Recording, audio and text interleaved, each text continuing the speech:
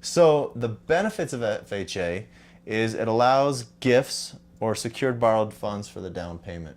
This is what makes Utah Housing possible, which is a FHA loan. You can actually borrow for the down payment. You've got to document where it's coming from and document terms of repayment, but you can do it with FHA.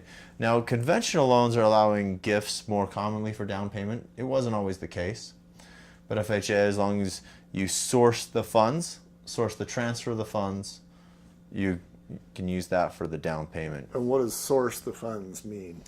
So with an FHA loan, we will need the bank statements of the giftor to document that the ability to gift, as well as documenting the transfer, whether it's a cashier's check to title or documenting the check into the borrower's account and then showing the funds are available there before they can close. That's something typically doesn't need to happen with conventional loans. That absolutely must happen with FHA. Yeah, and we talked about this earlier in the low down segment, that sometimes the giftor, they have to prove that they have the money to pay, and then that becomes, okay, Grandma, you've got to provide your bank statement to this guy who you've never met and you never heard of. Right. And that can be drama. So the fix for that is to, 2 months in advance? Yeah. Grandma puts that amount of money in a separate account, and then she only has to show that account statement. Right, right. FHA has a lower interest rate typically than conventional loans. It is offset by the mortgage insurance that's charged on the loans, which we'll hit in a little bit. So even though the interest rate is lower FHA, the payment's typically higher, but it is a lower interest rate. The big thing is it allows a higher debt to income ratio, where a lot of the conventional loans top out about 45% is where the automated underwriting starts catching people up. FHA loans are running 56%, so you can qualify for a bit more home. For instance, yesterday I was talking to borrowers trying to get a loan, and with their income and mortgage insurance and everything, an FHA, they could qualify for about $120,000. If they went to USDA, which would have been a much lower payment, they only qualify for about $80,000 because of the debt to income ratio. $80,000 worth of house isn't much house. Now they're just starting out, so Okay. that's what they qualified for. I don't know if you can buy a tent on a field for $80,000. Maybe you can out in Out in the sticks. Out in the sticks, yeah. Yeah.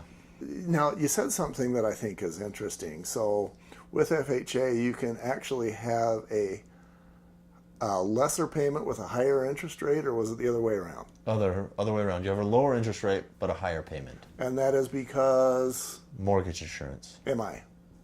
Right. Makes sense. And then that goes back to when somebody can finally get enough equity that they can make the MI go away. They want to do that ASAP. Right.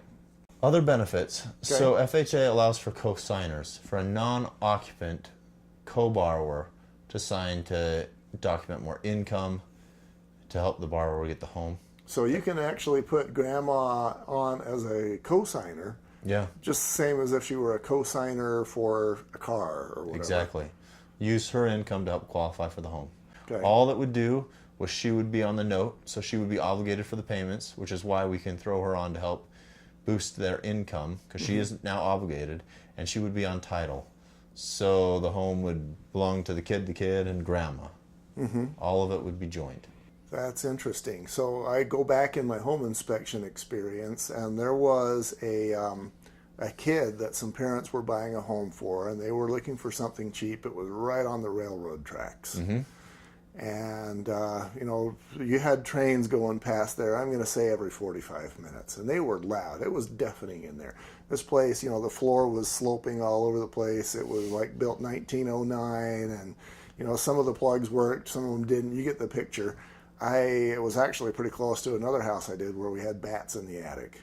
But this place was cheap, and they might have actually done this sort of thing. The kid was I forget the technical psychological term, but he's either way up or way down. And so if maybe you're running into this sort of a scenario, maybe the kid can afford a job at, let's say, McDonald's. Maybe he can manage that McDonald's job. So they can still put the house in this kid's name so he doesn't feel like a total schmuck. But then they can do this.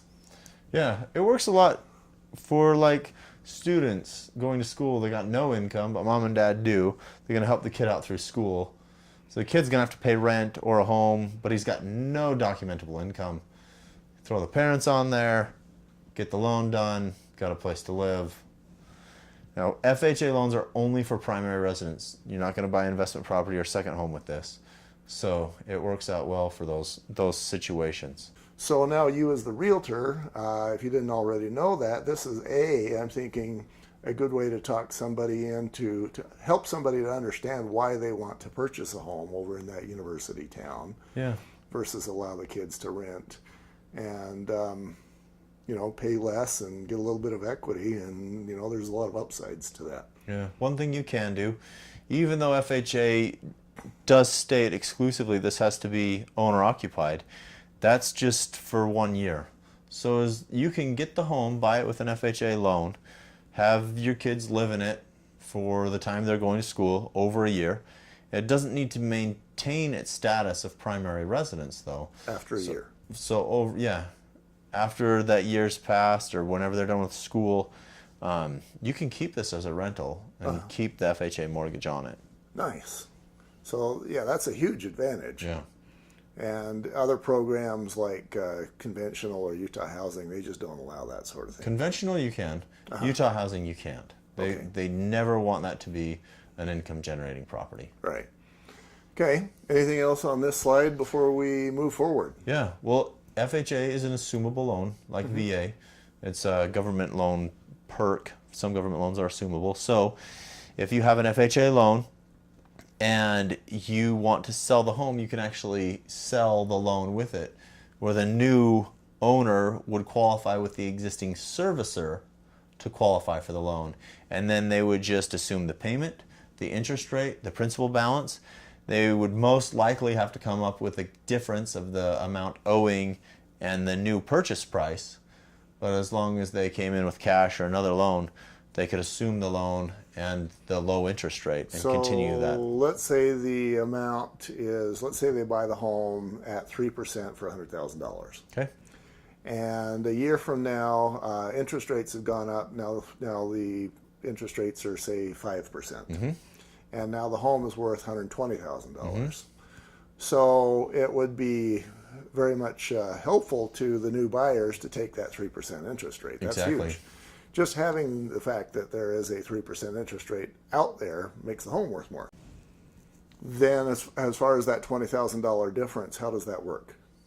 They got to figure out, come in with cash, get a second, take out a loan on something else. But that would be something that would work out. So that's what they've got to bring in is the equity, and then they can take over the old loan as it was. Other great things about it is there's, like we mentioned a little bit earlier, there's shorter wait times for bankruptcy foreclosure than conventional. And there's no income limitations. You can't make too much money to get an FHA loan. You can still do this being a rich guy. Can you do this on house after house after house? There are caveats for that as well. Let's talk about that in the negatives. Okay.